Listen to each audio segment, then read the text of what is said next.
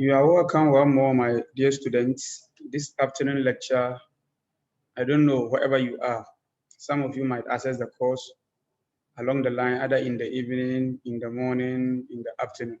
So I'm greeting good morning, good afternoon, good evening. This lecture centers on the factors that affect learning. As you can cast your mind back to what we did so far, we spoke about learning, which is a relative permanent change in behavior as a result of reinforcement or reward or experience. But we cannot talk about learning without speaking to issues that can influence how the young learners, the students, the pupils that you'll be engaging. There are many things that come into play when we are engaging them in a task in terms of academics that can go against the way and manner they learn or try to even improve the way and manner they learn. So this lecture centers on that. We have various factors that influence or affect learning. Various factors that affect learning. The first one on our bill is maturation. Let's cast our minds back to what we did concerning human growth and development and what we discussed concerning maturation. And I indicated to you that maturation is about when someone is able to do something that he couldn't do. And he was able to do what he couldn't do because he has developed some things that could enable he or she to be able to do that. That's maturation. So maturation is a factor, an important one indeed, that affects our learning in any learning environment. Maturation is an important factor that affects our learning, which is defined as the growth that proceeds regularly within the person in a wider range of an environmental condition. Maturation, as we know already, is a growth that takes place without our special attention to it. Meaning human beings have no control over maturation, but as you age, things change in you. That helps you to be able to develop the way you're supposed to do and then act in some ways that you couldn't do earlier.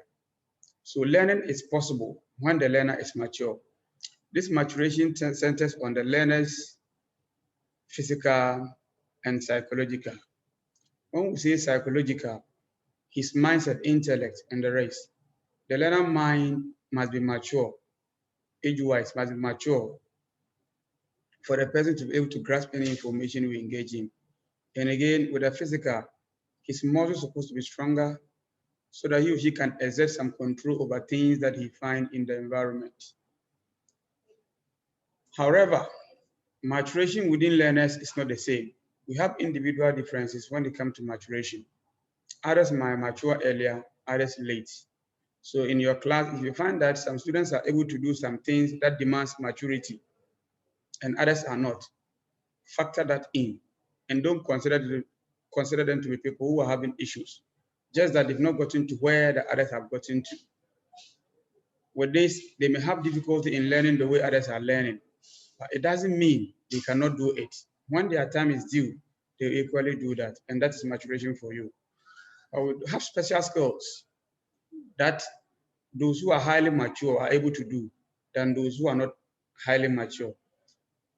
So in the midst of students of the same age or similar ages, others might be good in some aspects than others. It means those people are mature in that area than the others. And you can help the other people to be able to learn from their colleagues who are able to exhibit such things in their lives. Again, learning is possible when certain stage of maturation is reached. It means that an individual learner is able to learn when he or she gets to a particular stage in life. However, if you want to put this in context, a child is able to walk when he or she gets to the age of walking. For example, the one of 6 months, you don't expect a person to walk. So whatever you do, the person might not walk. But when he or she gets to 1 year, that one is mature age-wise, and the muscles are a bit fit for he or she to be able to lift one leg and out to the other. So walking there will be possible. So you don't force someone who has not gotten to a particular stage to do things at that stage. You may be hurting the learner indirectly and unknowingly as a teacher. Again, It is important that you teachers, or we teachers, we know the maturation level of learners, so that when we are planning our lessons, we factor that in. If you plan a lesson that is beyond the maturity level of the learner, they become frustrated. And if you prepare a lesson that is below their maturation level, they become bored. So you try to balance the equation for the learners to be able to grasp within their maturational age or level, so that they won't feel frustrated, let alone feeling bored for the learning task.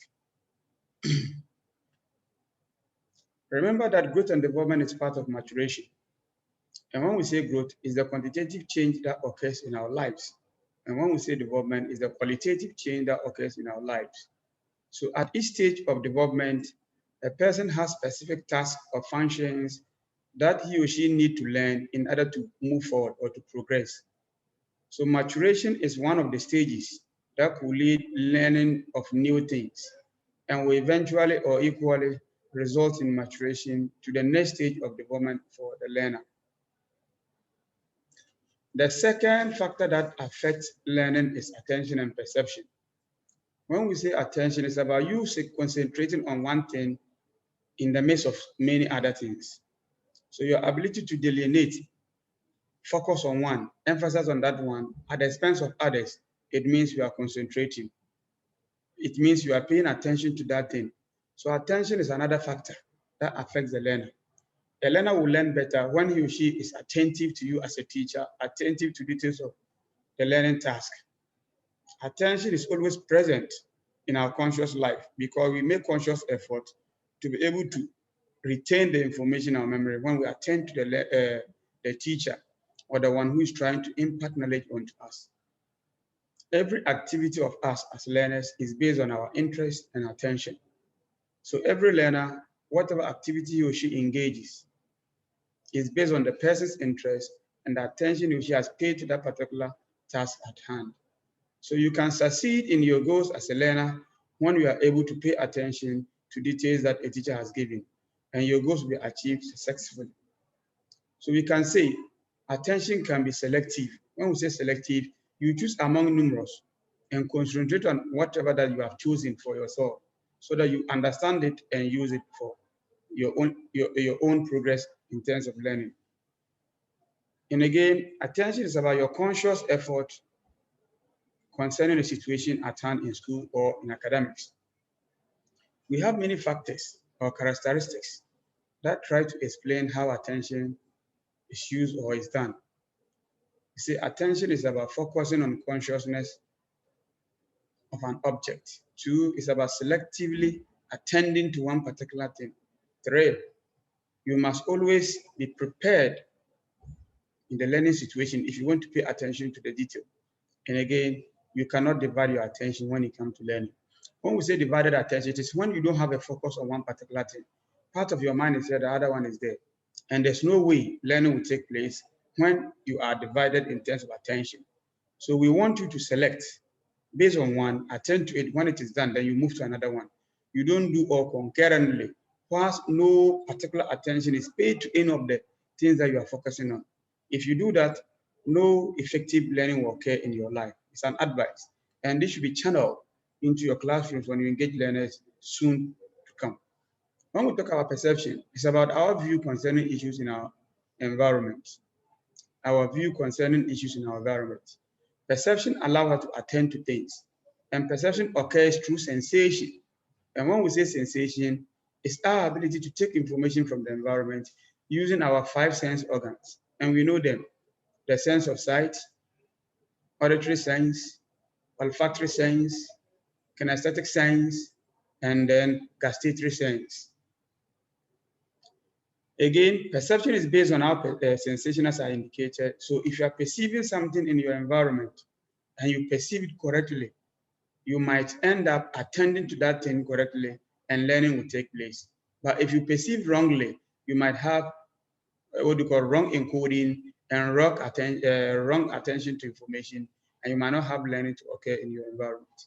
So both sensation and perception are key important things that we use as basis to pay attention in terms of learning.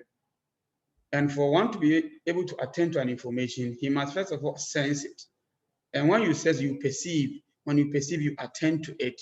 And that becomes a factor that influence or affect how learning occurs in you as a learner. So sensation give rise to perception. And on that basis, you get to know that a proper understanding of an object is based on your experience or the idea or the view you have had concerning that particular thing. So learning in this context depends on an accurate and efficient perception of you, the learner. For you to learn better, then you must make effort to perceive clearly. And perception depends on sensation, as I indicated, which all contribute to make sure that the attention that you want in a learning situation is successful or is achieved.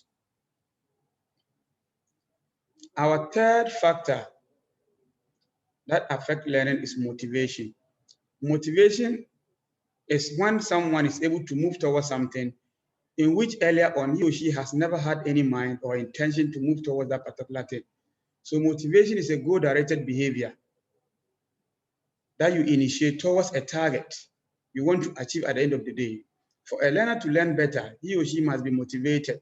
He must be inspired. He must be encouraged by you, the teacher, and the learning situation.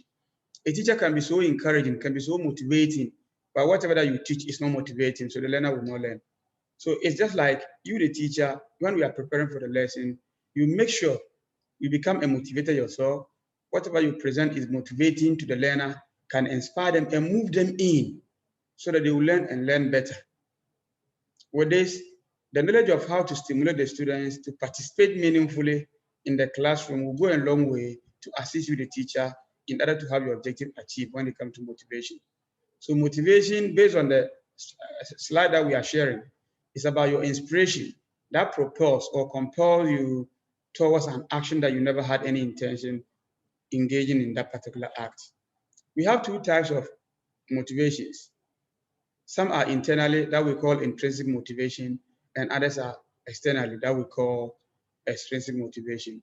So your desire for food and sex, sexual intercourse, they are all internal motivators or intrinsic motivators.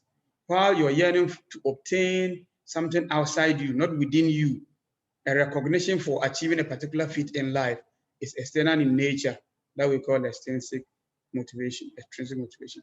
So someone might think that when I mention sex, how can sex be, what do you call it, an internal or a motivator? It is a motivator, and it's within you.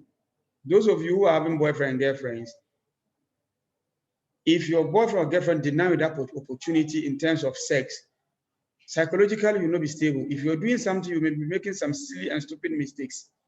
That's the essence of sex. And again, your mind might not be stable on whatever that you do when it comes to you being denied that. And remember, sex is the only thing that makes us human beings that we live today.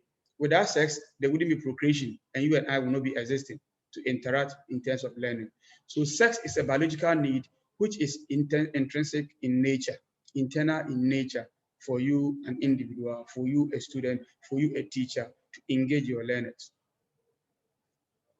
With the extrinsic, as I was saying, anything that is outside the individual, which is presented to the person, for the person to do an act that he or she never had an intention to do, is what we call extrinsic motivators or extrinsic motivation. So you can be given an award, you can be given a trophy, you can be given a money for showing a good kind or a good gesture or acting a particular way a teacher wants. It's an inspiration. So it is important for a teacher to know that the basic needs of a child in terms of the internal motivated and intrinsic need to be catered for so that the learner will concentrate for you to be able to teach and teach better and have your objective achieved at the end of the day. For example, when we are going to teach as a teacher, you have to think first, has the student eaten? Have they had enough rest a night before the lecture? You think about this, ask them before you start. And you quite remember, anytime I engage you, I try to bring that to forth. After greeting, I ask you, how was your night? So that I will be able to diagnose those who are having issues, then I will teach towards that. And God being so good, none of you have ever raised any issue concerning this and that can go against your motivation. All the time you are attentive, all the time you are prompt to lectures, you ask your questions, and I'm easy to go with you. So when the teacher praises his children or students or learners, is more or less a way in motivating them. And they always try to always be in the class, listen to the teacher when he teaches. So in a classroom again, We should have decorated environment that can motivate or inspire the learner toward the class. When we say decorated environment, it's not only for those in the early childhood, but even in the tertiary. If your lecture theater is so haphazard, anyhow, poorly arranged, and not catchy, very little, don't expect any effective learning to occur. The learners will not be motivated to enter, let alone sitting down there for you, the teacher, to teach for them to comprehend you. So note that. So in the classroom situation again, students like to be recognized when they offer their views on something. So when you recognize, you equally respect them. When their views are recognized and respected, the students will be able to be confident and be boosted towards learning, and they will develop academically and always try to do their best for something to be accorded them in the classroom.